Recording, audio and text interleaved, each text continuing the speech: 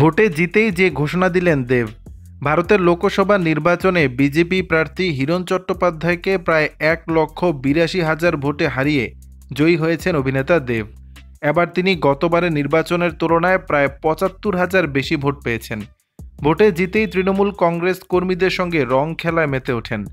দেব যখন মনোনয়নপত্র জমা দিতে গিয়েছিলেন তখনই তিনি জানিয়েছিলেন যে এবার যত ভোট পাবেন তত ঘাটালে গাছ লাগাবেন। সেই কথা মনে করিয়ে দিয়ে তিনি বলেন, আমি যত ভোট পেয়ে জিতব ততগুলো গাছ লাগাবো, আগেই বলেছিলাম। আমি বর্ষার আগেই সেই উদ্যোগ নেব।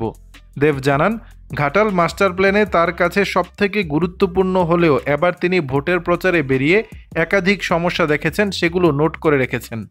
ধীরে ধীরে তা সমাধান করবেন।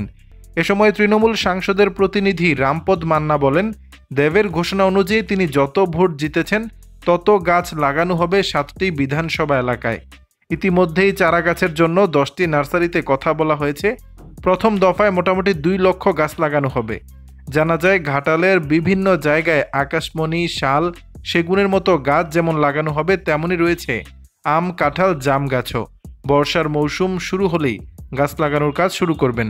দর্শক, বিষয়টি নিয়ে আপনাদের মতামত জানাবেন নিচের কমেন্ট বক্সে।